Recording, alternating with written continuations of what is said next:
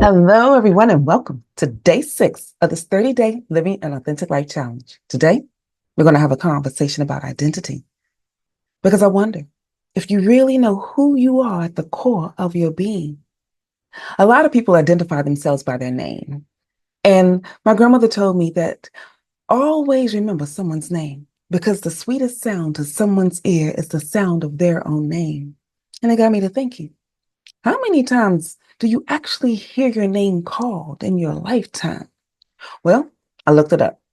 So this is what I saw along the way. It says that on average, people hear their name 5 to 20 times per day. That means in a year, you hear your name about 2,000 to 8,000 times a year.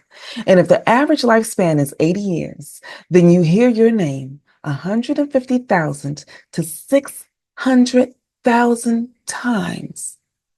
That's a lot.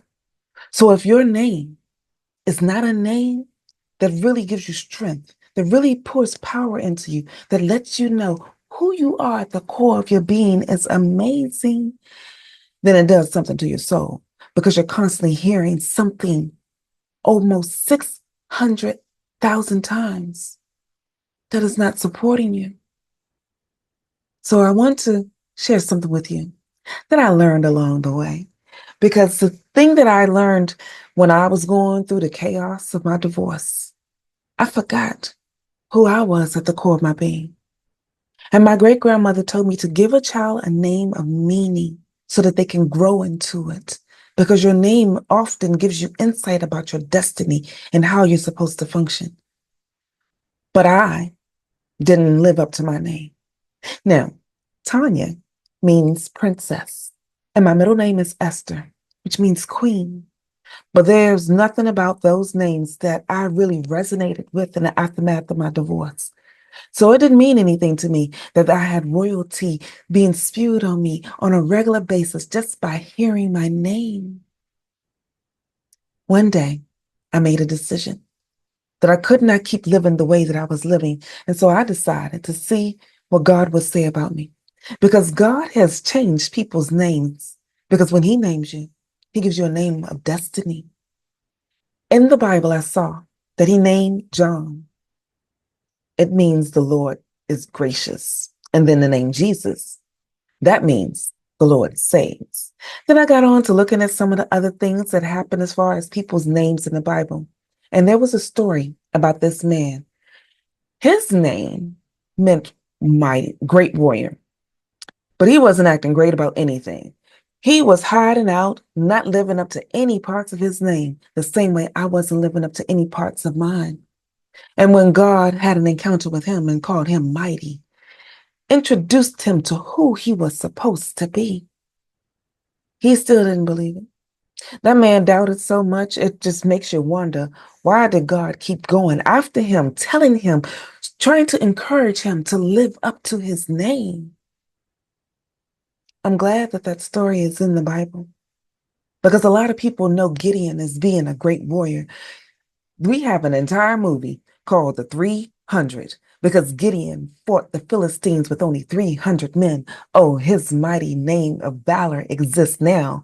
But in the beginning of that story, was nothing mighty about what he was doing. Maybe in the middle of this story for you, nothing seems mighty, gracious, or a masterpiece moment in your existence. And if you feel that way, I want to share this with you. Trust God. Trust God to rename you. Trust God to know who you are at the core of your being. And that when He calls you something, He calls you to your destiny. When you speak to someone and you realize that there's some part of who they are that's not truly living out to where they should be or how you envision the skill sets that you know live inside of them, they're just not manifesting it.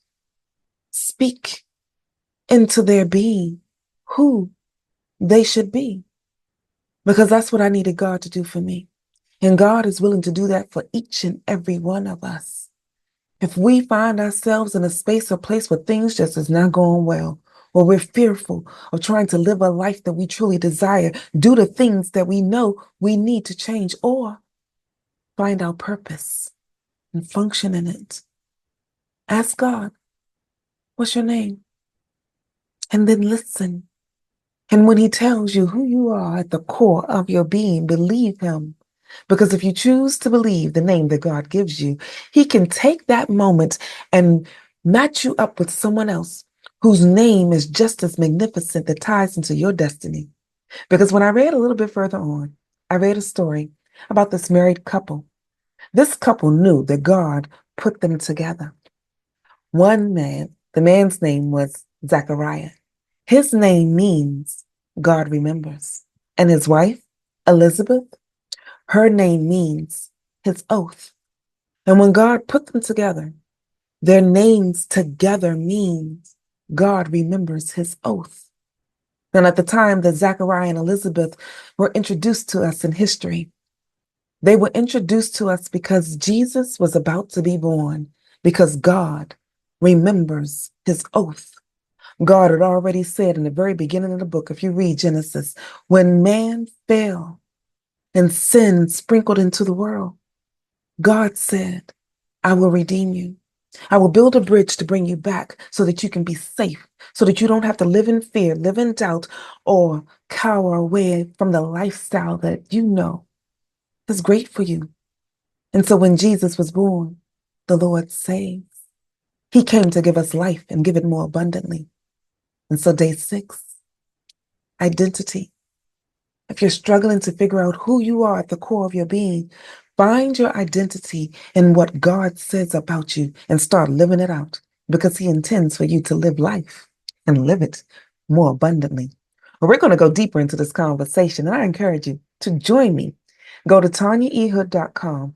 There you can click under the registration tab and be quick, because these are just quick subtopics. And we end at 7 p.m. Eastern Standard Time tonight. Looking forward to seeing you with everybody else that I have here on Zoom. Take care and see you soon.